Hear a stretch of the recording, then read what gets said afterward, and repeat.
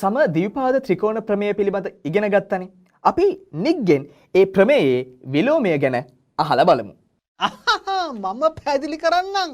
ත්‍රිකෝණයක පාද දෙකක් සමාන වෙනකොට සම්මුඛ කෝණ සමාන වෙනවා වගේම තවත් සම්බන්ධයක් තියෙනවා. ත්‍රිකෝණයක කෝණ දෙකක් සමාන වෙනකොට ඒවට සම්මුඛ පාදත් සමාන වෙනවා කියලා. අපි මේ සම්බන්ධතාවයට කියනවා සමද්විපාද ත්‍රිකෝණ ප්‍රමේයයේ විලෝමය කියලා. අපි දැන් සමද්විපාද ත්‍රිකෝණ ප්‍රමේයයේ විලෝමය මොකක්ද කියලා බලමු. සමද්විපාද ත්‍රිකෝණයේ ප්‍රමේයයේ විලෝමයෙන් කියන්නේ ත්‍රිකෝණයක කෝණ දෙකක් සමාන වෙනවා නම් ඒ සමාන කෝණවලට සම්මුඛ පාදද සමාන වෙන බවයි. ඒ නිසා ත්‍රිකෝණයක කෝණ දෙකකගේ සමානම් අපිට මේ ප්‍රමේයයේ විදිහට ඒ ත්‍රිකෝණය සමද්විපාද ත්‍රිකෝණයක් වෙනවා කියලා කියන්න පුළුවන්. අපි දැන් විලෝම ප්‍රමේය පාවිච්චි කරලා ගණන් කිහිපයක් හදන්නේ කොහොමද කියලා බලමු.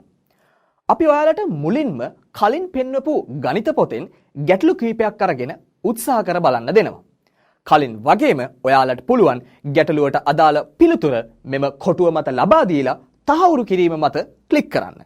ඊට පස්සේ මෙහි ඇති පිළිතුරු මත ක්ලික් කරාට පස්සේ ඔයාලට පිළිතුරු පැහැදිලි කිරීම බලන්න අවස්ථාව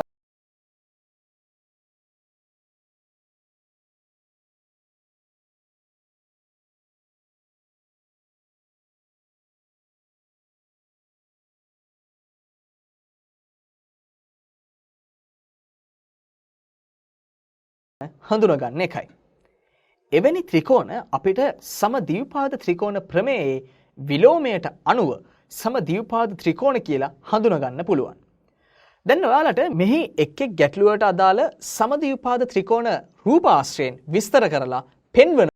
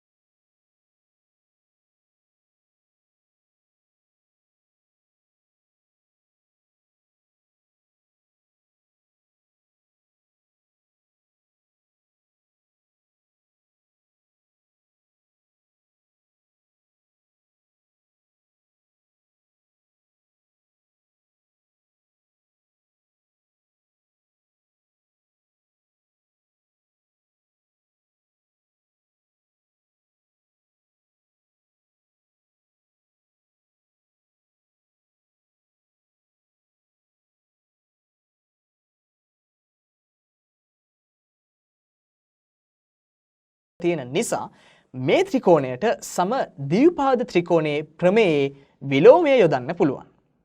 අපි ප්‍රමේයයෙන් ඉගෙන ගත්තා ත්‍රිකෝණයක කෝණ දෙකක් සමාන වෙනවා නම් සමාන කෝණ වලට සම්මුඛ පාදත් සමාන වෙනවා කියලා.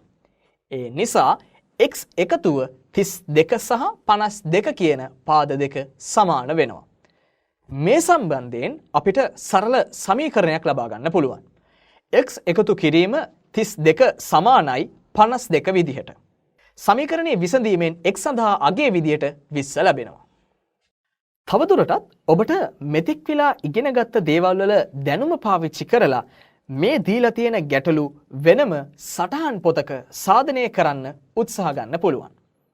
ඊට පස්සේ පිළිතුර පැහැදිලි කිරීම යන බටන් එක මත ක්ලික් කරලා එක් ගැටලුවට අදාළ සාධනයන් නිවැරදිව කරන්නේ කොහොමද කියලා බලන්නත් ඔයාලට අවස්ථාව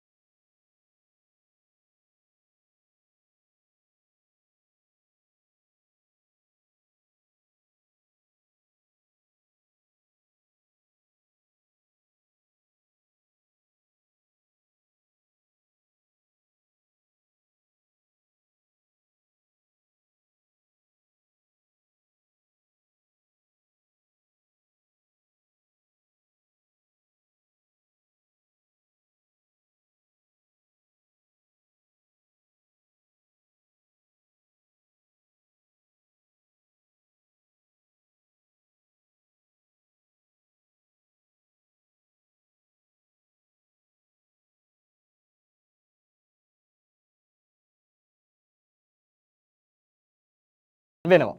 ඔයාලට දැන් පුළුවන් මෙහි පෙන්වන කෙටි සටහන ත්‍රිකෝණ දෙවෙනි කොටස මත ක්ලික් කරලා එහි පෙන්වන කෙටි සටහන අපි මෙතෙක් වෙලා ඉගෙන ගත්ත ත්‍රිකෝණ සම්බන්ධ කරුණු මතක තියාගන්න යොදා ගන්න.